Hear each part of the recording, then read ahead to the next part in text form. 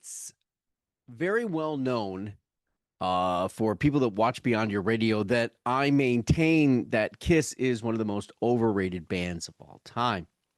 However, that does not mean that I do not respect that machine that will eventually and pretty much remain in the music world for eternity. It also doesn't mean that I do not respect the creativity, the unapologetic and unwavering glam energy and entertainment level that was conceived in their name and by the band members associated with it, and the creative crews they have surrounded themselves with for years. On this Thank You Forever, the first to fall is pretty much the most talented musically of them all. He was actually a roadie for Hendrix at a very young and impressionable age. That musicianship, that lead guitar, how to develop a sound and let it take you over. He was also the member that didn't ride or die by the glam. It is my position that he may have been the only pure artist trapped in the paint and the pursuits thereof. It's hard to tell where everyone's head is at when they act like they do and look like they do. A glam machine at full force, but not leading in quite the musical direction this guitarist, songwriter thought would always be the course. The whirlwind aside, the zany life, and the overall promise of all things non musical certainly became a stuck on paint, hard to wash off, or maybe even a permanent tattoo. He's the founder of the band Kiss, along with the other three members. He was the last to join. He became the lead guitarist, did lead vocal occasionally, background vocalist, solo artist, collaborator extraordinaire, songwriter for quality over quantity, which is the ultimate clash with prior bandmates. I'm just a down to earth guy, said the space ace, Ace Frehley of Kiss. Welcome to Beyond Your Radio, special show. Thank you forever, Ace Frehley. Paul Daniel Ace Frehley was born April 27th, 1951. Grew up in the Bronx. Probably not a surprise, I don't think. He might not have expected having the courage to wear the makeup, but he sure knew that the courage to a rock guitar with absolutely no lessons to pretty much a heavy glam guitarist that was tops in the world through the 70s and into the early 80s. That Christmas present idea, well, that happened more so because he had been at a friend's house with an amp, and when he cracked that up to and hit it, he had to keep doing more of that. The family was musical, so that all worked in the development, but nothing could have prepared him to become Space Ace for the 70s and even in a hint of the 80s. He would be the final musician to join the unnamed band at that time, kind of being the impression that he left during his performance to try out for the band, leaving them kind of speechless. And they had to have him as the lead guitarist. I think that's pretty much a well-known fact. It's that band name, right? Kiss, and those two S's, how they were formed, and apparently Frehley had a hand in that. I think that's the idea, right? The lightning bolt that they were, the shock, the awe, and that Frehley in that vein of his onstage performances and solo aspects, that made him that lead guitar. That made him that piece, that piece they had to have. The rest of the stuff, let's get on with it, right? That they had that development of that, but of persona and individualistic stage performance stuff that went on, but I don't think anything prepared them for that spurt of sound and stage presence gathering attention that would happen.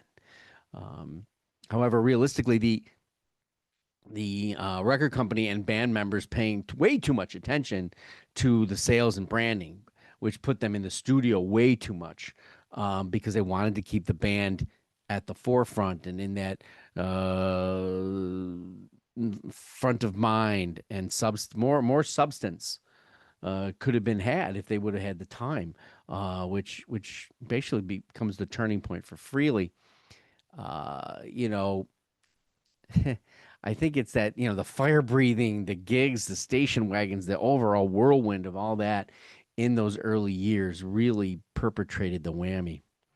Iconic Kiss songs written by Ace. I mean, you can't forget Cold Gin, Into the Void, Shock Me, and of course Rocket Ride, which is one of those that when you think of that moment and when he first hit that amp in his friend's room, this is one of those album songs that should be put at that. Turn it up to 11, right?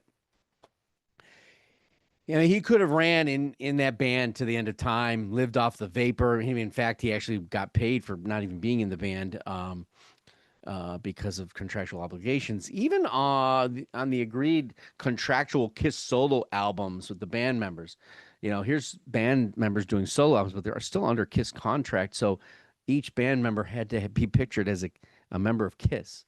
There's that hold, that strangle, that tattoo kind of feel I was talking about. But it's interesting. He chose a path that the guitar and his own songwriting and need for quality over quantity would be his compass.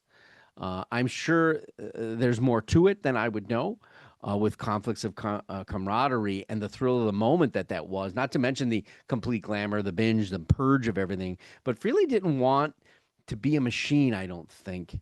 He wanted integrity, creative balance, and he definitely found it in his solo career. The creative people he engaged with, including Eric Singer, Miss Valentine from the Go-Go's, who's the bassist there. He worked with her. Anton Fig was huge. Will Lee, of course, and as well as live performances he's done over the years with certain people that were either influenced by Kiss, him, a combination of both. Obviously, Rob Zombie, he performed with, to Slash, to even Pearl Jam, doing a session live with them. McCready, huge influence from him. And they're returning to the band at high points that were a bit more about the music, I think. A nostalgic connection and rekindling a flame that had never burned out. It was just used in a different kitchen, so to speak. On his solo and Frehley's Comet, you had Ace Frehley, obviously with the Kiss makeup thing. But in 1987, Frehley's Comet comes into play, and he kind of finds that to be that hard rock, classic rock, and he holds steady to some of that Kiss might have been able to more hold steady that they didn't.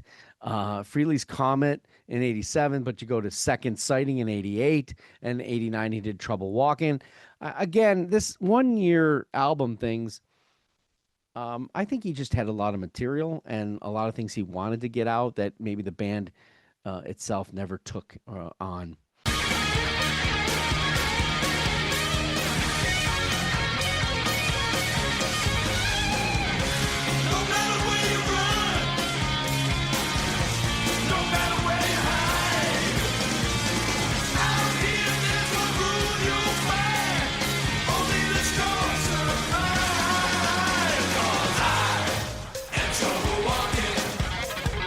He did Anomaly in 2009, Space Invader in 2014, Origins Volume 1, 2016, Spaceman in 2018. It's a kind of a cool cover if you take a look at Origins Volume 2, and 10,000 Volts, which just released last year. Quite a good record as well. Kind of like what you'd expect from Frehley.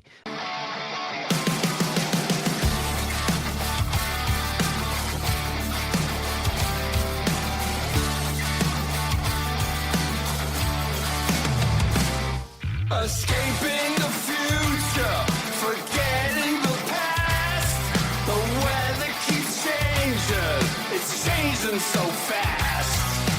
I can't imagine how things unfold. Now each and every day, I think we're losing control. Oh yeah, we're losing control. Now listen.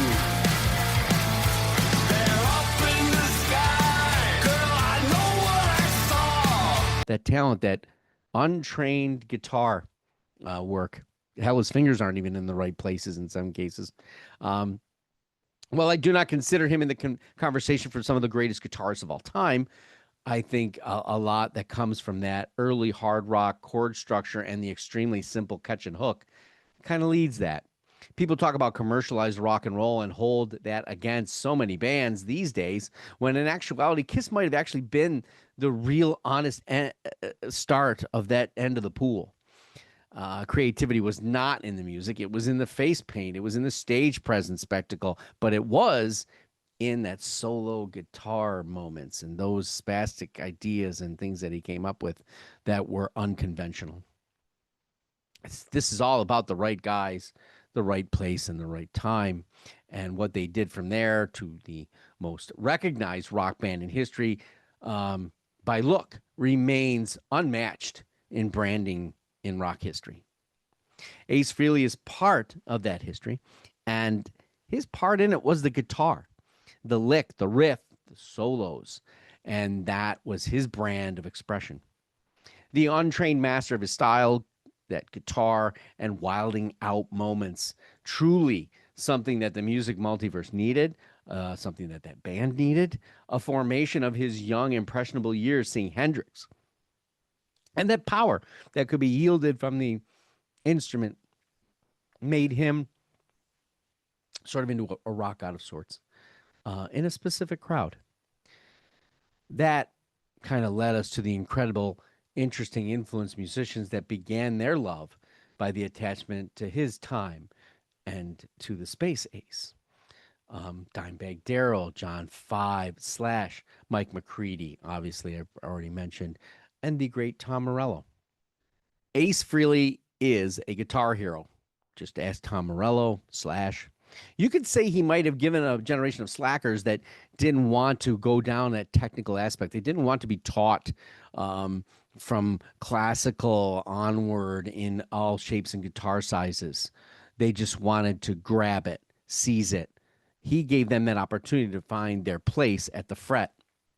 He was wild. He was free, nearly to that of Hendrix.